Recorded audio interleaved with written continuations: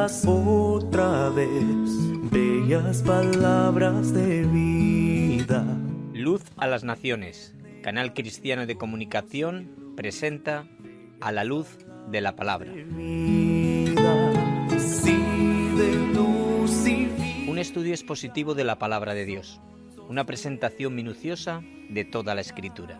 Qué bellas son, bellas palabras de vida. Porque es inspirada por Dios y útil para enseñar, para redarguir, para corregir, para instruir en justicia, a fin de que el hombre de Dios sea perfecto, enteramente preparado para toda buena obra. Carta de Santiago por Loel Bruckner. Jesucristo a todos da bellas palabras de vida. Él llamándote hoy está, bellas palabras de vida. Hermanos míos, ¿de qué aprovechará si alguno dice que tiene fe y no tiene obras? ¿Podrá la fe salvarle? Carta de Santiago, capítulo 2, versículo 14. Qué bellas son, bellas palabras de vida. Qué bellas son, bellas palabras de vida.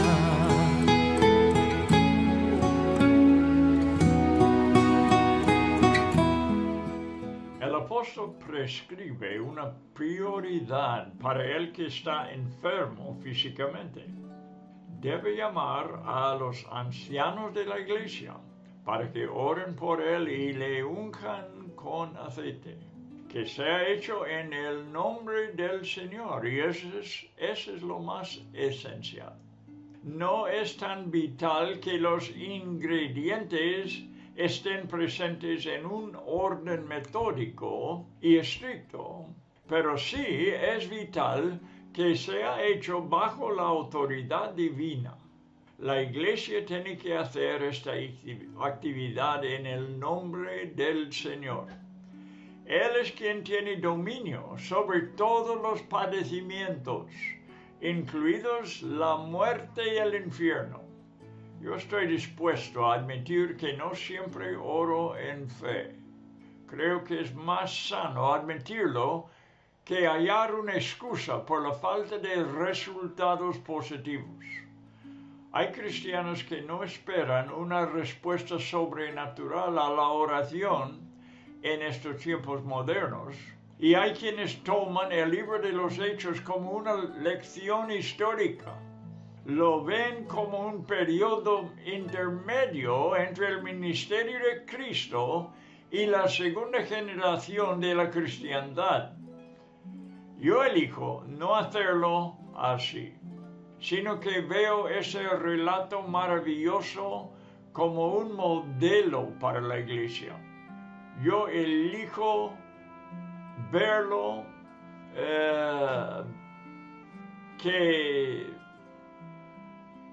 Yo elijo no hacerlo así, sino que veo este relato maravilloso como un modelo para la iglesia. Pero al hacerlo, tengo que reconocer que estamos viviendo algo menos que los estándares bíblicos de una iglesia nuevo testamentaria.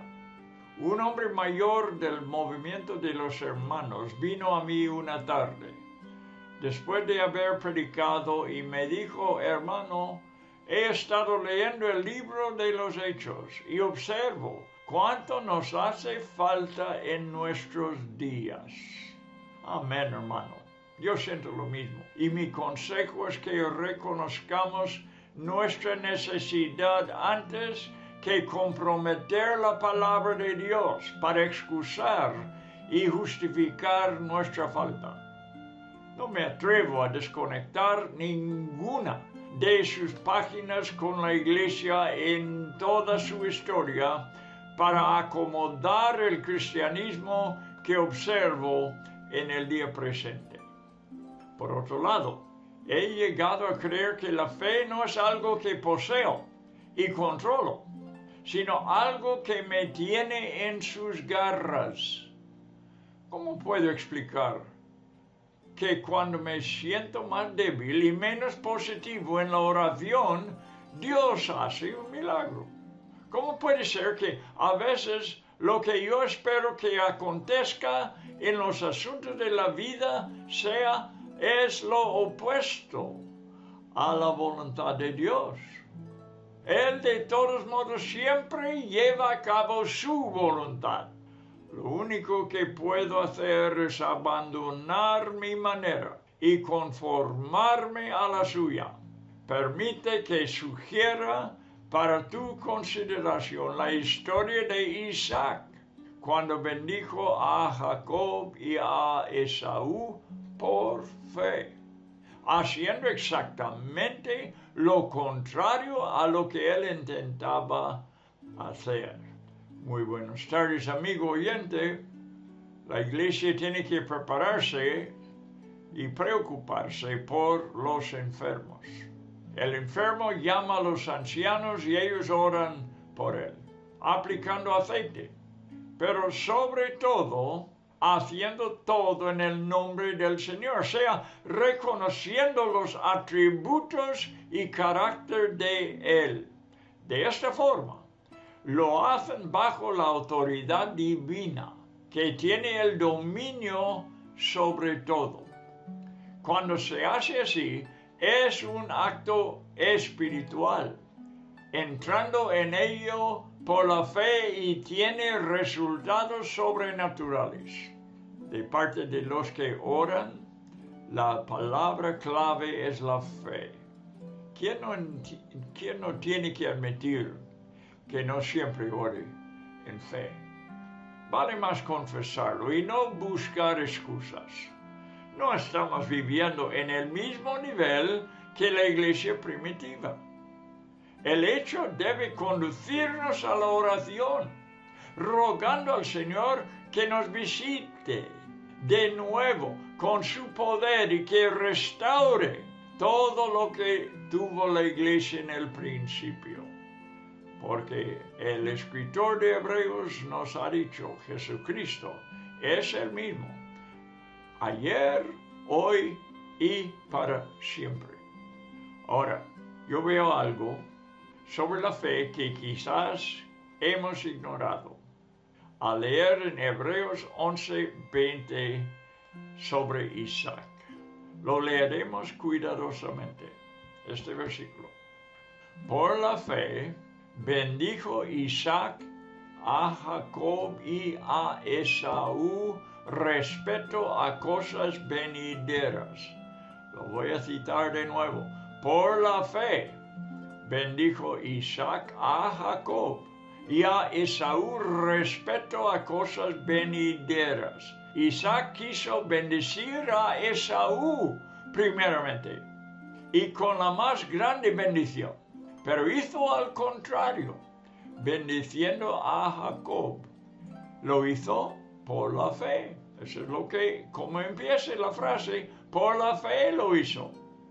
La fe nos hace actuar conforme a la voluntad de Dios y no la nuestra.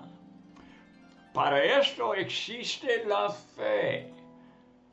¿Cuántos nos hemos visto pasar en nuestras vidas? Concluyo que nosotros no controlamos a la fe, sino que la fe nos controla. Seguimos adelante con los últimos versículos de Santiago, completando nuestro estudio en este libro inspirado, escrito por un hermano del Señor según la carne. Según el tiempo que nos resta, daremos también un repaso al libro de Santiago, viendo las cosas más importantes. Si es posible, tenemos que considerar el consejo del versículo 16. Santiago 5:16. Confesaos vuestras ofensas unos a otros y orad unos por otros para que seáis sanados. La oración eficaz del justo puede mucho. Conocí a un joven que ingresó en la universidad y dio testimonio de cómo oraba regularmente con otros estudiantes cristianos. si recuerdo bien, había unas 15 personas involucradas. Uno de ellos les habló de Santiago 5:16, lo que acabamos de leer. Y lo leyó delante de los demás y sugirió que empezaran a practicar la confesión de sus faltas uno al otro. El Señor honró a este pequeño grupo por su humilde obediencia y pronto creció en número, llegando a ser como 200 personas más en las reuniones de oración. También la palabra fue esparcida desde allí a otras universidades. En versículo 17, Santiago da al lector un ánimo tremendo. Vamos a leerlo. Elías era hombre sujeto a pasiones semejantes a las nuestras, y oró fervientemente para que no lloviese, y no llovió sobre la tierra por 3 años y 6 meses. Elías, verás cómo se tambalea de temor en el primer libro de Reyes, revelando así sus propias limitaciones humanas. Era sujeto, dijo Santiago, a semejantes pasiones como las nuestras. Este hombre destacado tenía problemas como los nuestros. Bien, pero el apóstol conoce el principio espiritual que nos enseña que cuando Dios está queriendo manifestar un mover especial de su poder, primeramente impulsa a su pueblo a orar. Te reto a encontrar esta información en el Antiguo Testamento, de que oró Elías que no lloviese. No le he podido encontrar. Es decir, el hecho de que oró para que no lloviera, no lo hallo. No hay excepciones de que cuando Dios mueva, impulsa a su pueblo a orar, y Santiago lo reconocía. Y además lo conmueve a orar fervientemente. Lee los relatos de los avivamientos, desde Pentecostés hasta los movimientos más modernos del Espíritu Santo, y verás que acontece siempre lo mismo. Sí, podemos leer con detalles muy interesantes cómo Elías oró para que lloviera después de que Israel se arrepintiera.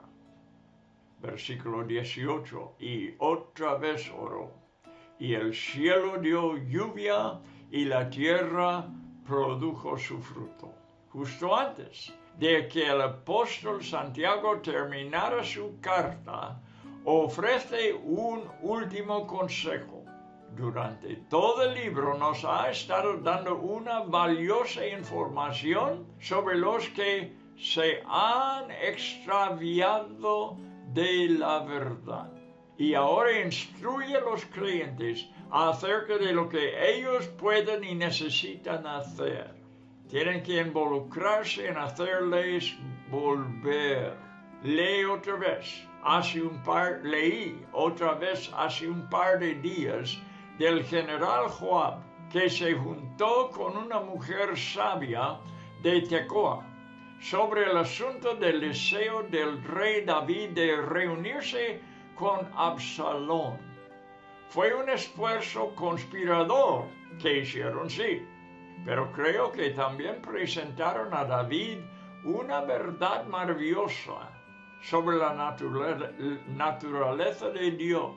En 2 Samuel 14:14, la mujer dijo: ni Dios quita la vida, sino que provee medios para no alejar de sí al desterrado. Maravillosa observación. Es un hecho sencillo, y aunque estoy consciente de que no necesito decírselo, a un creyente. Quiero reforzarlo con tu permiso. Diría simplemente que el Espíritu Santo está inspirando la verdad que Santiago nos otorga en el versículo 20, donde dice: sepa que el que haga volver al pecador del error de su camino, salvará de muerte un alma y cubrirá multitud de pecados. Podemos comparar el extraviado con un soldado lesionado en el campo de batalla. Necesita la ayuda de un amigo compasivo que pueda aplicar el bálsamo sanador a sus heridas. ¿Quién será el que haga volver al pecador del error?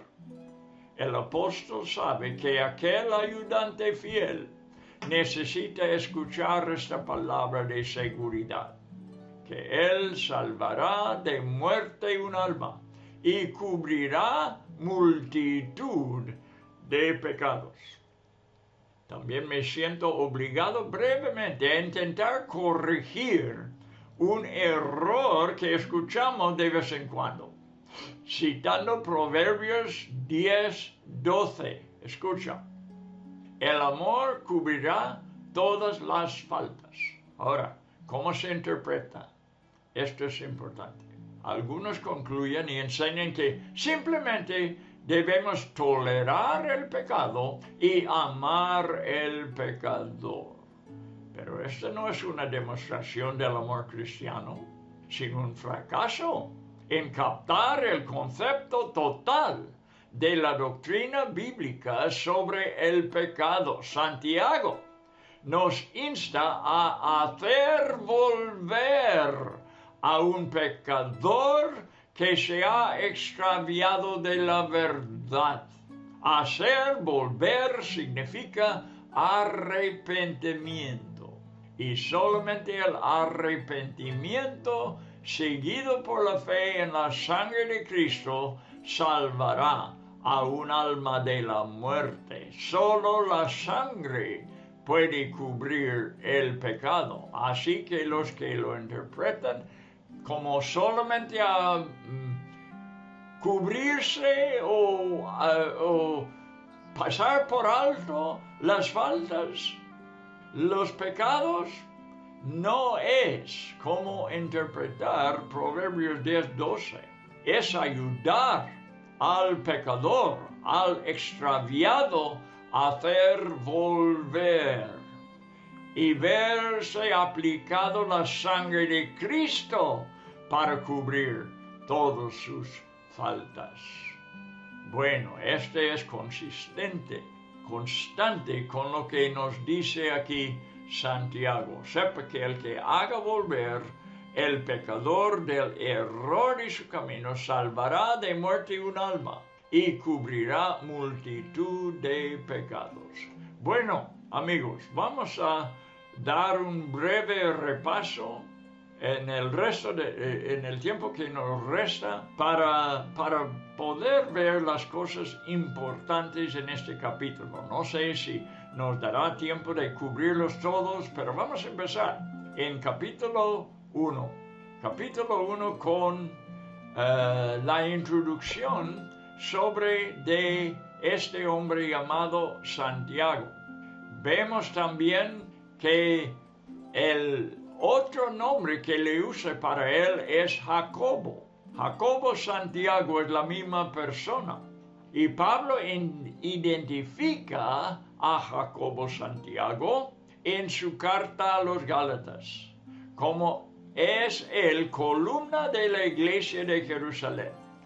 Habla de Jacobo, Cefas y Juan, que eran considerados como columnas. Esto fue en Gálatas 2:9. También identificó a Jacobo Santiago como apóstol y hermano de Jesús.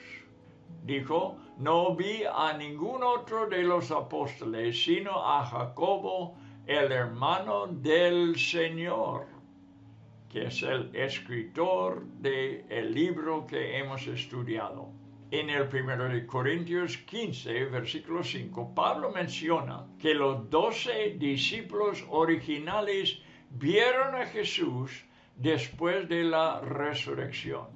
Probablemente incluye a Matías entre ellos, porque fue elegido en Hechos capítulo 1 para ocupar el lugar de Judas Iscariote.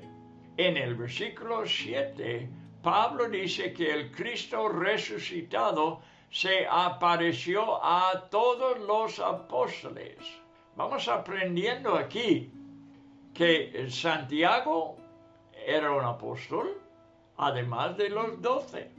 Y al decir a todos los apóstoles, está mencionando más que los 12 en el primer capítulo de los Hechos.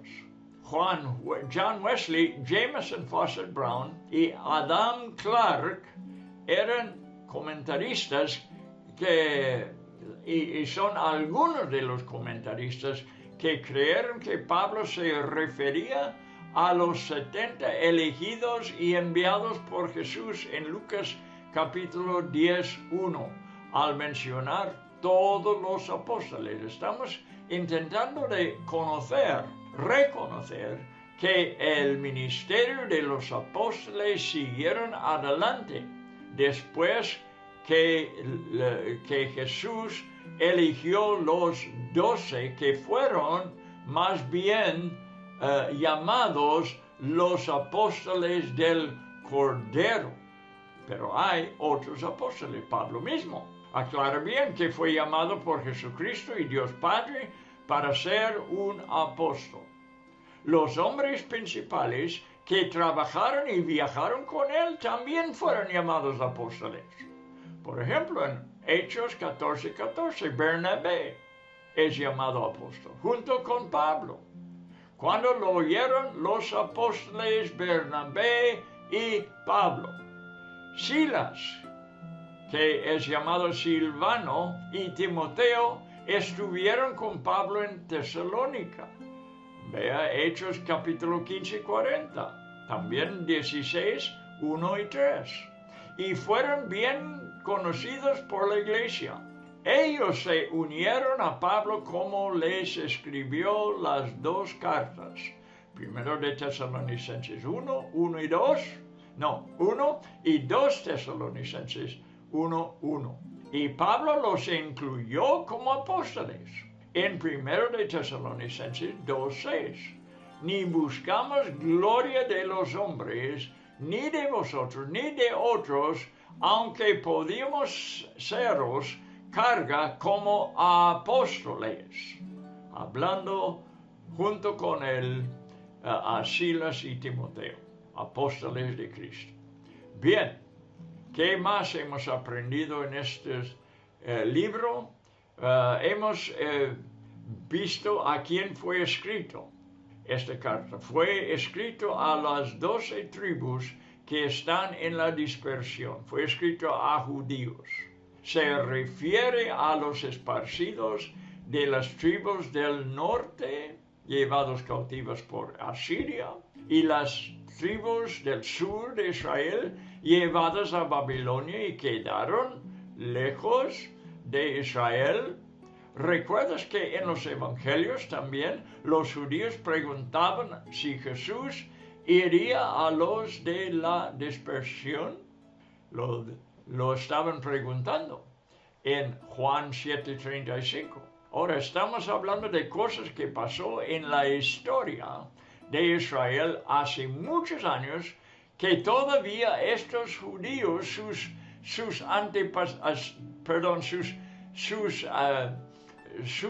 generaciones,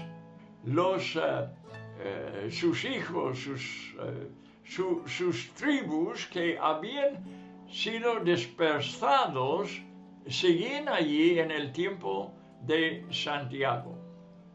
Bueno, bíblicamente sabemos también acerca del cautiverio de los israelitas del norte a Asiria, en 2 de Reyes 18:9 hasta 11, muchos años atrás. Después los judíos de Judá fueron llevados cautivos a Babilonia. Segundo de Reyes 25, 1 a 21, muchos años otra vez atrás, muchos años atrás, pero todavía están dispersas en el tiempo de Jacobo en el Nuevo Testamento. Susa, donde los persas tuvieron su palacio en el tiempo de Esther. Judíos dispersos que nunca volvieron. Debido a la opresión de los romanos, otros se trasladaron a muchos lugares. Incluso en el Nuevo Testamento leemos de discípulos que huyeron después desde Jerusalén a distintas partes. Hechos 8:4. Mencionados en Hechos 2, 9 y 10, y también la procedencia de algunas personas mencionadas en el Nuevo Testamento como Apolos de Alexandria, un judío en Egipto, pues Alexandria, Hechos 18, 25, y Simón de Cirene, también en África, Marcos 15, 21. Son personas judíos dispersas. En capítulo 1, versículo 3, habla Santiago de la prueba de vuestra fe que produce paciencia. Estamos repasando varios asuntos en el libro que son muy importantes de que lo tengamos al terminar el estudio, que lo llevemos con nosotros. También dice Pablo, nos gloriamos en las tribulaciones, sabiendo que la tribulación produce paciencia, y la paciencia prueba, y la prueba esperanza. Así que los dos apóstoles enseñaron de la necesidad de pasar por tribulación. En versículo 5, Santiago dice, si alguno de vosotros tiene falta de sabiduría, aquí tiene que ver con sabiduría, pídala de Dios a Dios, el cual da a todos abundantemente y sin reproche, y le será dado. Pero pida con fe, no dudando nada.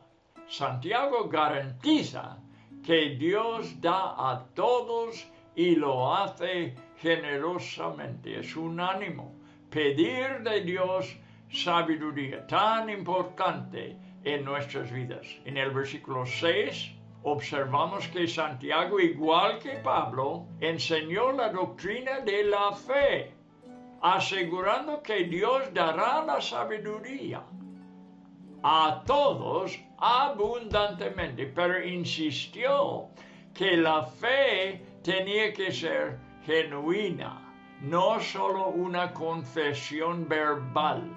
Habla de una fe que no da lugar a la duda, pero pida con fe, no dudando nada, dijo Santiago. La palabra griego dipsuchos aparece en el mismo versículo 6. Porque el que duda es semejante a la onda del mar que es arrastrada con el viento y echado de una parte o a otro. No piense pues quien tal haga que recibirá cosa alguna del Señor. El hombre de doble ánimo es inconstante en todos sus caminos. Ahora vamos a examinar esta cosa de doble ánimo. Dipsuchos es la palabra en griega. Aparece aquí en el versículo 8 y en el capítulo 4, 8 otra vez. Y en ningún otro lugar de la Biblia. Creo que si dividimos esta palabra en dos partes, no tendrás ningún problema en discernir su significado literal. Di y suchos. Di significa dos, y suchos es la palabra de la cual derivamos psicología, que que quiere decir el estudio del alma. Suchos, pues, significa alma. Y por eso, dipsuchos significa dos almas. El hombre de doble ánimo, en español, es como se traduce. Y no está totalmente entregado a Dios, sino que tiene otros intereses. Por eso, dos almas. Además que no ha querido dejar. Bien, ahora versículo 9. El hermano que es de humilde condición, gloríese en su exaltación, pero el que es rico en su humillación, porque él pasará como la flor de la hierba. La vista terrenal que ve las riquezas como una bendición en la vida es un engaño. La sociedad cristiana debe practicar la verdad de Eclesiastés. Salomón el rey enseñó que todo lo que se acumula bajo el sol es vanidad. Versículo 12. Bienaventurado el hombre, el varón que soporta la tentación. Este es semejante a la tribulación que ya hemos comentado. Aquí Santiago trata varios aspectos de la vida cristiana y el siguiente tiene que ver con resistir la tentación impiedoso. Aunque la palabra griega es la misma en el versículo 12 y como en el versículo 2 de este capítulo, el significado es diferente, como también debe serlo la traducción. Felizmente es así en la Reina Valera 60. En versículo 2 dice, habla de pruebas, diversas pruebas. En el versículo 12 habla de la tentación. Es de la manera correcta de traducir esta sola palabra, que es la misma palabra en hebreo. En el versículo 2 se refiere a las pruebas de la vida, las que Dios permite e incluso ordena, y está correctamente traducido como pruebas. En el versículo 12 estamos hablando de una tentación en la cual Dios no se mete y que nos hace alejarnos de Él. Las personas que dan lugar a sus deseos han iniciado una sucesión espiritual que va incrementándose, según Santiago. 1 dice, cada uno es tentado cuando de su propia concupiscencia es atraído y seducido. 2, la concupiscencia, después que ha concebido, da a luz el pecado. 3, el pecado siendo consumado da a luz la muerte. Otra enseñanza muy grande en el libro de Santiago. Ahora vamos a pasar al versículo 19, el mismo capítulo. Habla de que todo hombre sea pronto para oír. También importantísimo. Vamos a ver. Por ejemplo, hay gente que asiste diligentemente a las reuniones de la iglesia, a la escuela dominical y otros estudios bíblicos. Y sin embargo, tienen impedimentos en su crecimiento espiritual. No crecen.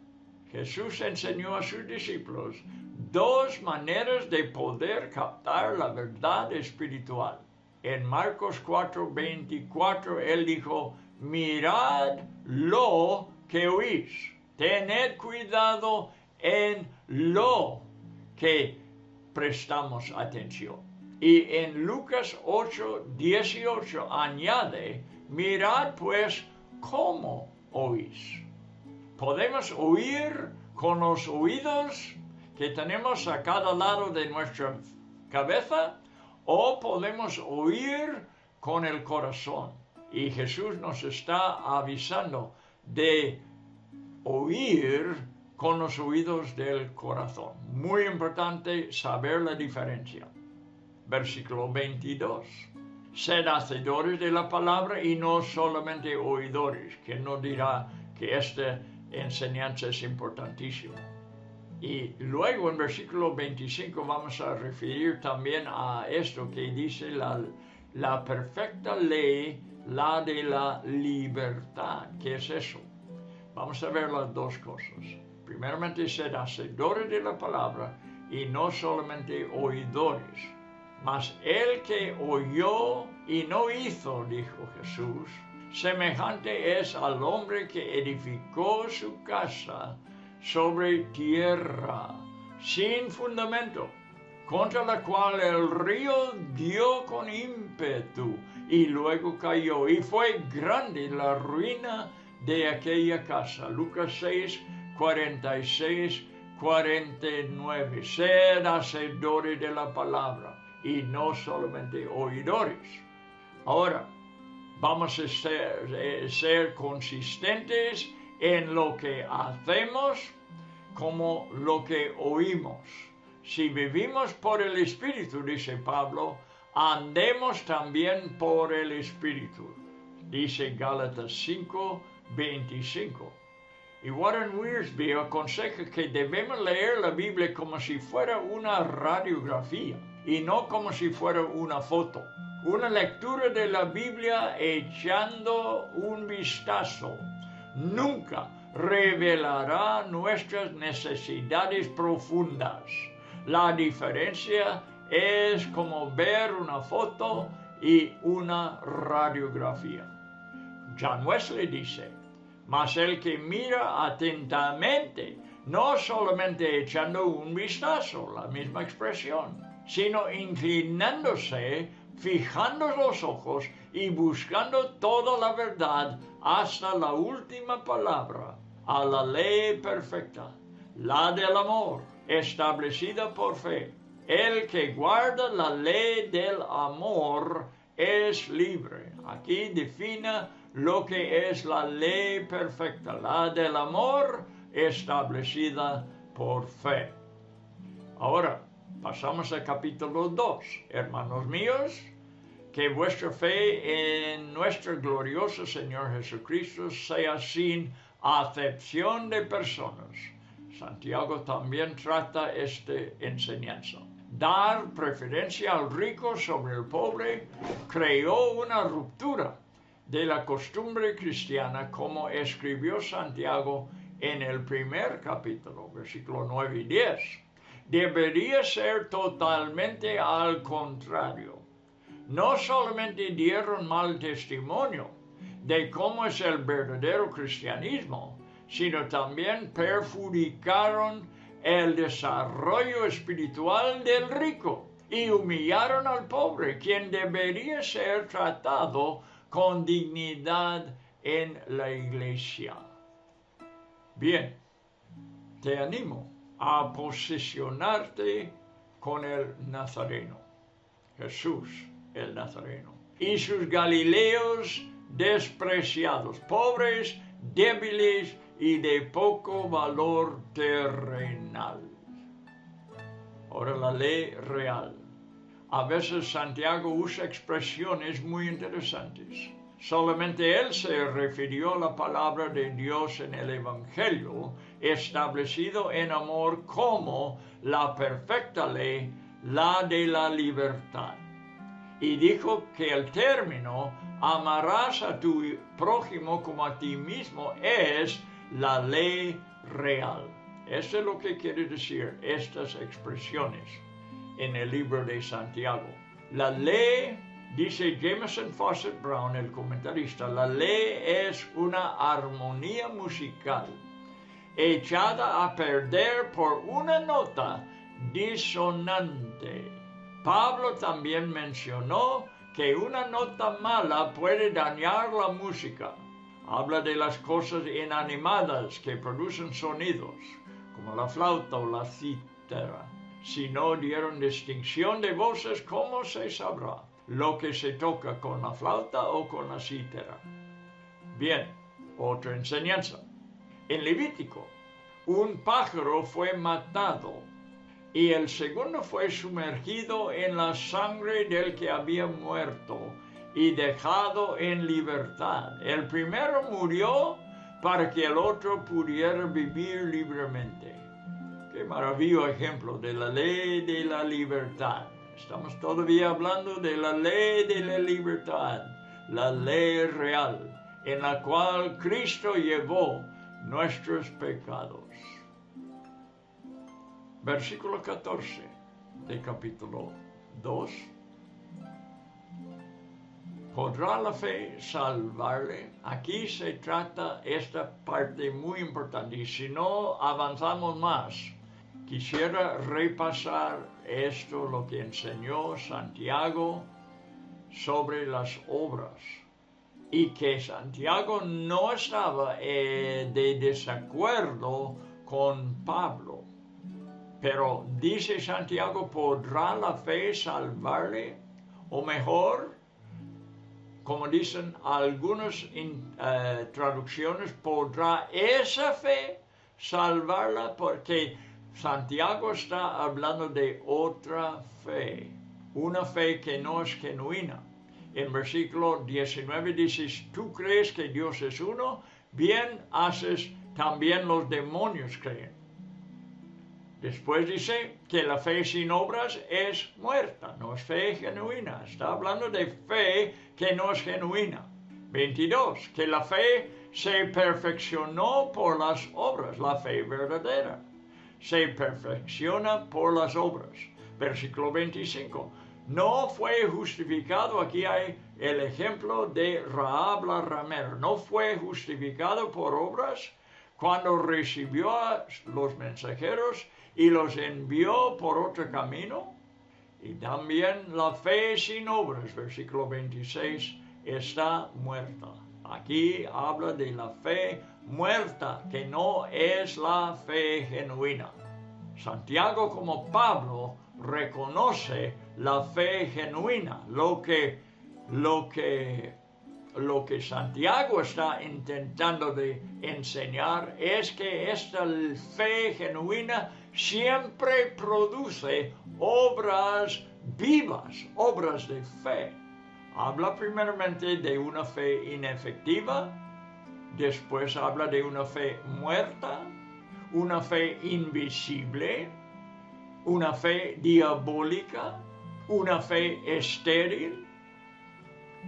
Y ahora el ejemplo de Abraham, también que dio Santiago. ¿No fue justificado por las obras Abraham, nuestro padre? Y ahora en Efesios 2:10 dice, Dios preparó las obras de antemano para que anduviésemos en ellas. Ahora vamos a ver ese ejemplo de Abraham añadiendo, combinando el versículo de Santiago con lo de Pablo en Efesios 2:10. ¿No fue justificado por las obras Abraham, nuestro padre, las cuales Dios preparó de antemano para que anduviésemos en ellas cuando ofreció a su hijo Isaac sobre el altar? Es decir, las obras vivas que produce la fe son los que Dios ha preparado para nosotros de antemano. Nosotros no preparamos estas obras, ni los inventamos. Dios prepara de antemano que anduviésemos en las obras que nos da oportunidad de hacer, como lo hizo con Abraham y como lo hizo con Rahab. Buenos ejemplos. Habla también Santiago de una fe perfeccionada. San Pablo declara el hombre justificado por fe y no por obras. Pero mire lo que dice John Wesley. Y de todos modos no hay contradicción entre los apóstoles. No piensa nunca, amigo, que hubo una contradicción entre Santiago y Pablo. Este es un error a que algunos han llegado, que es falsa. Aún Lutero fracasó en este asunto. No hay, dice Wesley, contradicción entre los apóstoles, porque no hablan de la misma fe. San Pablo habla de fe viva. Santiago aquí en esta parte de fe muerta. No hablan de las mismas obras. San Pablo habla de obras hechas antes de la fe. Santiago de obras que siguen después de la fe.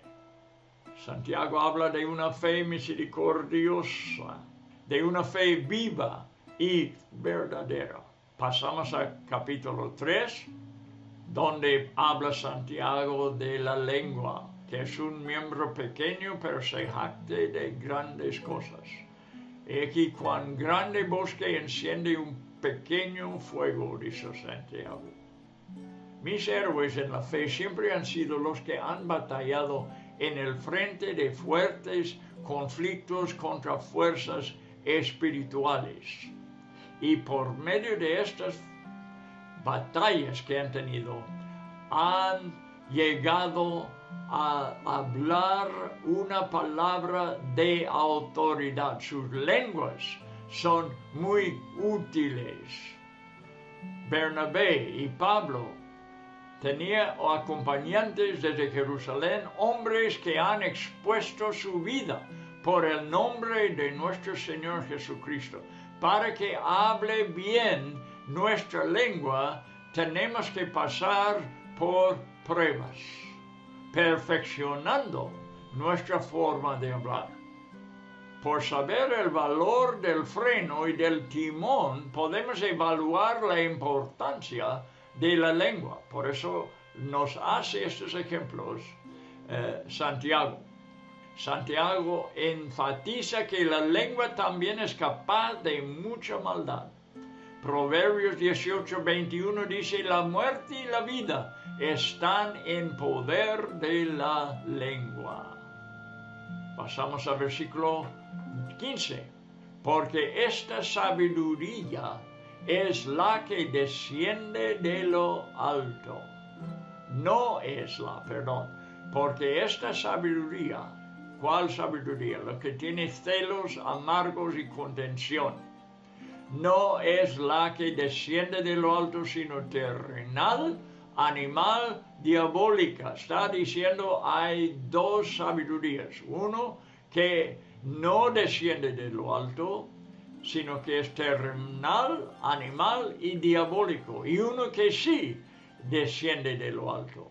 Pero mire, Adam Clark, el comentarista, dice esto: si estás bajo la influencia de un espíritu desagradable, feroz y contencioso, aun si estás intentando pretendiendo defender la religión verdadera, no te jactes de tus esfuerzos o éxitos al haber silenciado a un adversario. Tú no tienes religión ni nada de sabiduría verdadera, y profesar tenerlas es solamente mentir contra la verdad. Que todos los escritores que dan valor a lo que ellos llaman la divina polémica, es decir, tener deseo de pelear y batallar, acaten en el corazón lo que digo. Un polemista argumenta y pone la evidencia delante de los oyentes como un abogado y lo hace en un juzgado y no se da cuenta que está presentándose como un abogado del diablo, el acusador de los hermanos. Primeramente, la sabiduría que viene desde lo alto es pura, después pacífica, amable, condescendiente, llena de misericordia y de buenos frutos, sin vacilación, sin hipocresía. Santiago define lo que es la verdadera sabiduría. Y con vamos a terminar el programa de hoy, el último programa del libro de Santiago. Y nosotros vamos a proseguir en el siguiente programa con un nuevo libro, que es Primero de Pedro. Primero de Pedro es uno de las epístolas generales. Generales porque son escritos no a una sola iglesia, sino a un pueblo dispersado en el mundo. Esto vamos a empezar en el siguiente programa y por lo tanto entre estos dos programas vamos a andar en la voluntad del Señor por las muchas cosas que Santiago nos ha enseñado de mucho valor. Espero que puedan ser una parte de cada vida cristiana, que sea bendecido con este estilo de vida que defina muy bien Santiago. Pues que Dios nos bendiga a todos en este asunto. Hasta pronto estaremos otra vez estudiando la palabra de Dios.